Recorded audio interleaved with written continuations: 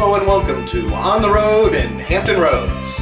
My name is Andy Bond, and Steve Goad and I are interviewing people in our area who are bringing the American entrepreneurial spirit to life. Today we're with Ray White of Classic Artists Today. Right. And thank you very much for hosting us. Absolutely.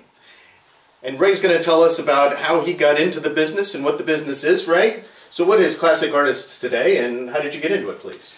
Well, Classic Artists Today is a production company that produces syndicated radio shows. And we have two right now, one called Classic Artists Today, or The Cat, and another called Coool Cat. And Classic Artists Today features new songs from classic rock, pop, and soul artists, and Coool Cat also features new songs from classic soul, R&B, blues, and smooth jazz mix. And I got into it because just the love of music. When I was a kid, used to sneak a little transistor radio under my covers and listen to the music, and just became a big fan of a wide variety type of music. And then the bands would go on and be successful and split up, and then you kind of lost feel of where they went from there. But well, how I got into this was because radio today is very much pigeonholed. You have to have strict guidelines, or companies have strict guidelines on the music they play on the various formats. So a lot of the classic artists, they won't play them on classic rock because it's not the song from 20, 30 years ago that was popular, but they're still putting out great music.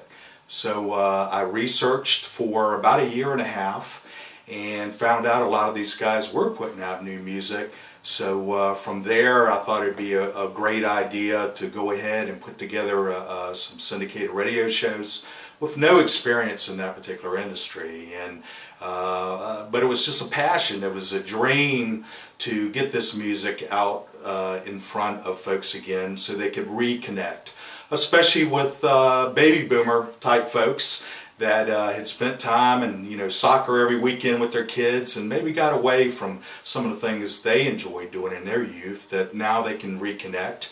And then our kids too. If you check out their iPod, I've got a daughter 27 and another one that's 22 now, and both of them, you check their iPods, and since they heard a lot of the music by these artists that we played growing up, a lot of that's on their iPod too. So those are two particular markets that have shown a lot of interest in our shows. Yeah, I think it used to be that the rock and roll generation separated itself from the earlier one, but now we're seeing the next generation and our generation listening to the same music.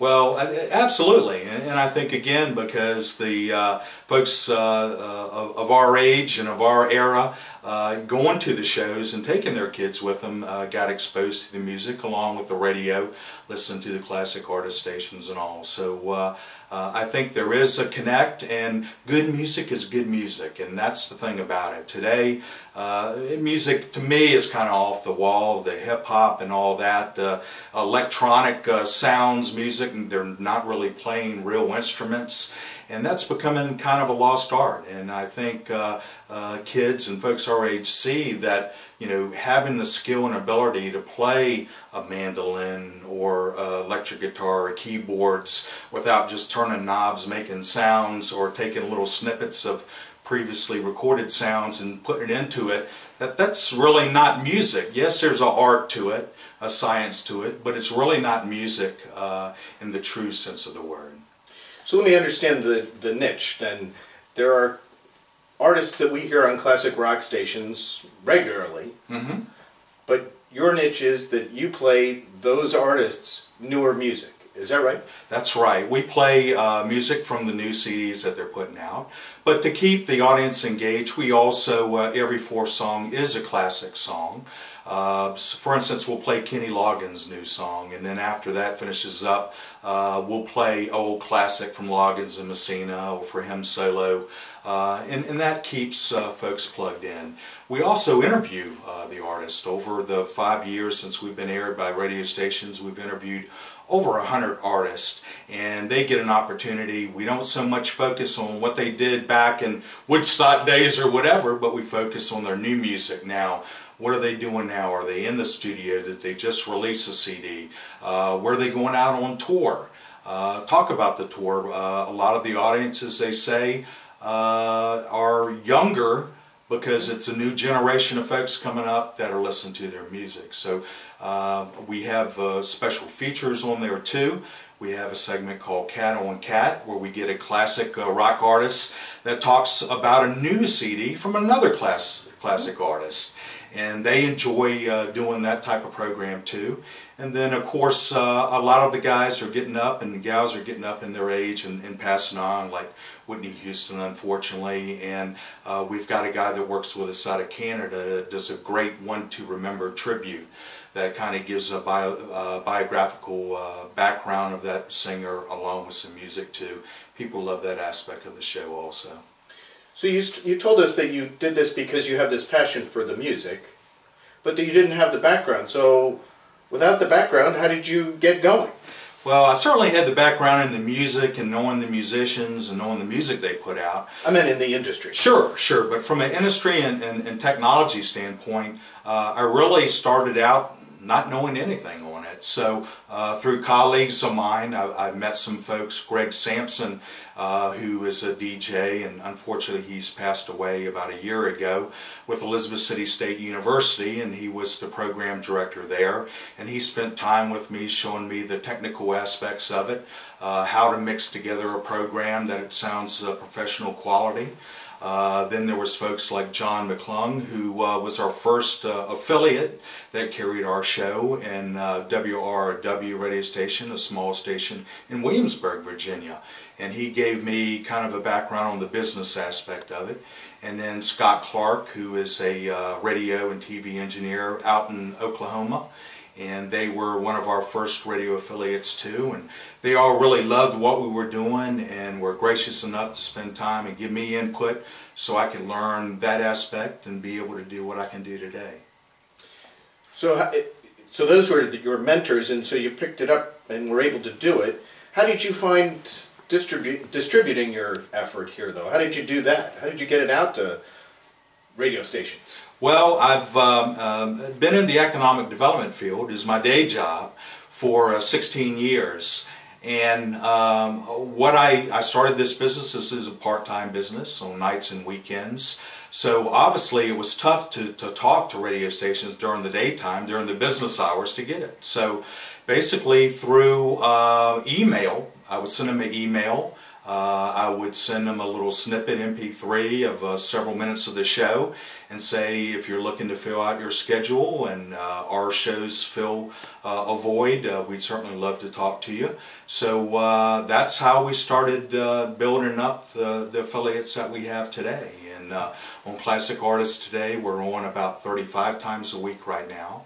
In Coool Cat, we're on about 15 times a day right now. And then after we became known in the marketplace, we started getting calls from radio stations saying, hey, I heard you're over on this radio station, and can you let us know more about what you're doing? And that's great when you can build a business to that point to where they're calling you rather than you going out and trying to find them all the time. And so I would imagine the value that you had to bring to this was perseverance, knocking on all those doors and sending all those emails. Absolutely, because like a lot of sales and a lot of marketing, it's a numbers game. And you just have to get the message in front of people, and then there's going to be that 1 in 50 or 1 in 75 that's going to be interested, and then out of those, 1 in 10 of those are going to say, okay, let's go ahead and run your show. So you have to be persistent. That's just the name of the game, and having a background in sales and marketing certainly helped a lot in going through the process, because I've found when you least expect it is when a station goes, that's exactly what I'm looking for, let's go with it. But if you don't go through knocking on those 50, 75 doors, as I mentioned, then you're never going to get to that one that says, let's go. Yeah, I think Thomas Edison said, when I fail, that's just one more step closer to success. Absolutely, and that's, I think, the way with life in general. You know, with your family, you know, a lot of tough times with your family, but you always be persistent and always work through issues, and the same in the business world. You've told us that this was a sideline job, not your normal day job. Right. So how much did the day job help you with this job?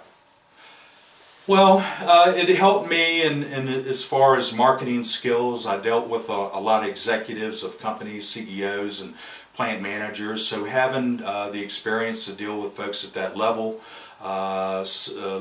trying to position myself as how would they look at it? What are they looking for as an operation manager of a radio station and a good show that's going to bring listeners in and therefore advertising dollars. So I tried to look at it from the other seat per se, and I think that was a real valuable tool in getting things started and getting us to where we're at today. We've interviewed a couple other radio people that had the big banks of dials and knobs and meters, and I don't see that here.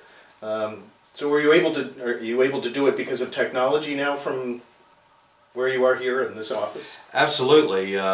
Technology, I couldn't have done this 10 years ago because the technology just wasn't available.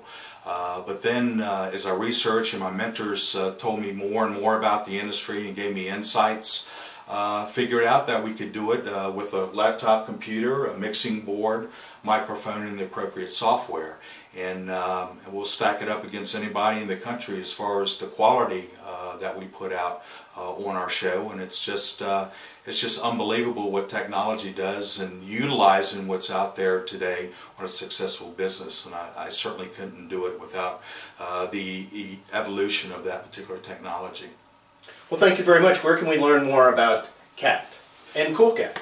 Well, www.classicartisttoday.com, and artist has an S on the end, is our Classic Artist Today, our main website, and then www.coolcat, and Coool has 3 O's, COOLCAT.com, and you can find out more there. And we're planning on continuing on growing. We're working right now on a country format, playing new music from classic country artists, and also have talked to some folks in the restaurant business about a theme restaurant.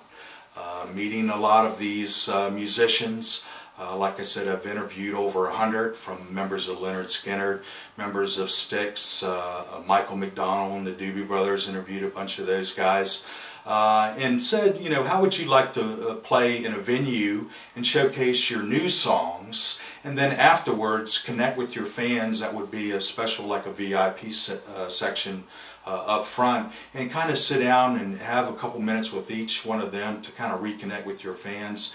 And it's been an overwhelming positive feedback from the musicians. So I don't want to be in the restaurant music venue business, but certainly there are folks that are experts in that, and I could bring to the table my expertise and match it with theirs, and may have next Hard Rock Cafe or House of Blues concept going in the near future. We're certainly interested in doing that too. Well, thank you again, Ray. Thank you for hosting us, and thank you for sharing your experience as we've been on the road in Hampton Roads.